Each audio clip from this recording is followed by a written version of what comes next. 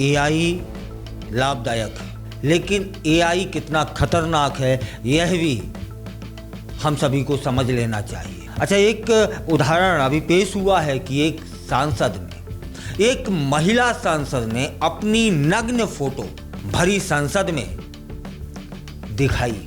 इससे पहले मैं आपको बता दूं कि वह जो इमेज थी वह नकली थी और उन महिला सांसद ने स्वयं बताया कि ऐसी तस्वीरें बनाना कितना आसान है। वे बताती हैं कि यह इमेज उन्हें मात्र 5 मिनट में उन्होंने तैयार कर ली। एक नॉर्मल सर्च के माध्यम से मिल गई थी उन्हें वह इमेज। उन्होंने स्वीकार भी किया कि यह उनकी स्वयं की बनाई हुई तस्वीर है, स्वयं की बनाई हुई इमेज है। फिर भी इसे सार्वजनिक रूप से दिखाना उनके लिए असहनीय हो गया। यह बात है न्यूजीलैंड की संसद में घटी। वहाँ की एक सांसद है लॉरा ने अपनी एक फर्जी नग्न तस्वीर संसद में दिखाई और उसका मकसद मालूम क्या था कि लोगों को जानकारी हो सके कि एआई जनरेटेड पोर्नोग्राफी का इस्तेमाल करना कितना आसान है और कितना गंभीर साबित हो सकता है समाज के लिए। महिला सांसद बताती हैं कि उन्हें यह तस्वीर बनाने में मात्र 5 मिनट लगे थे। सांसद लॉरा यह जानती थी कि यह असली तस्वीर नहीं है, फिर भी वह वास्तविक तस्वीर से बिल्कुल मेल खाती थी और उन्हें डर लग रहा था कि यह बिल्कुल मेरे जैसी है, मेरे शरीर के भूगोल जैसी बनी है। सांसद कहती हैं कि डीप केक पॉर्न असली नग्न तस्वीरों जितना ही हानिकारक है। इसके दुरुपयोग को रोकने के लिए कानून बनाना चाहिए, कानून में बदलाव लाना चाहिए।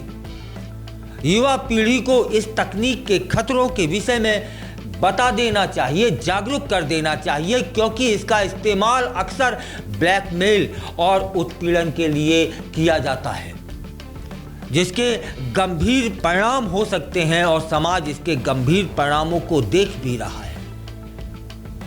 उन्होंने एक उदाहरण भी दिया कि ऑस्ट्रेलिया में हाल ही में ऐसे मामलों में बढ़ोतरी देखने को मिली है। एक 13 साल की लड़की के द्वारा आत्महत्या के प्रयास से जानकारी हुई कि उस आत्महत्या के कारण एआई था।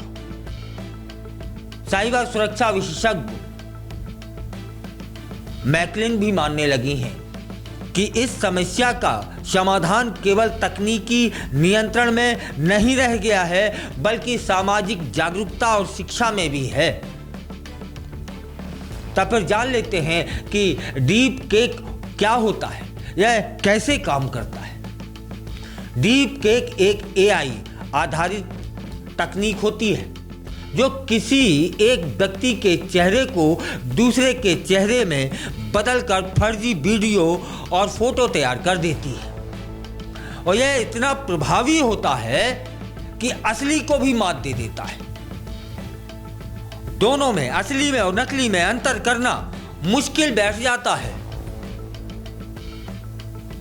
और इसका सबसे अधिक उपयोग फर्जी तरीके की जो पॉर्न फिल्में बनती हैं उनके लिए किया जा रहा है, ब्लैकमेलिंग के लिए किया जा रहा है। एनकोडर और डिकोडर ये क्या है? इनमें उन दो चेहरों की ढेर सारी तस्वीरें और वीडियो एक एआई प्रोग्राम एनकोडर में डाल दिए जाते हैं और जिसके चेहरों को आपस में बदलना होता है। एनकोडर इन चेहरों को ढूंढ लेता है और उन्हें मिलाकर एक नई इमेज बना देता है। फिर डिकोडर उन इमेज को इस तरह से फिर से बना देता है कि वह असली लगने लगती है। यानी यदि मूल व्यक्ति रो रहा है तो बदलता हुआ चेहरा भी रोता हुआ दिखाई देगा हम सभी को। और यह सब कर रहा है एआई। इतना खतरनाक है कि इसको साबित करने के लिए एक महिला सांसद को अपनी ही तस्वीर नग्न तस्वीर बनाकर संसद में दिखानी पड़ गई कि देखिए ये कितना बड़ा हानिकारक है। और उन्होंने स्वयं स्वीकारा कि मैं डर रही थी कि बिल्कुल हूबहू मेरे बदन की संरचना की तरह यह नग्न तस्वीर बनी है।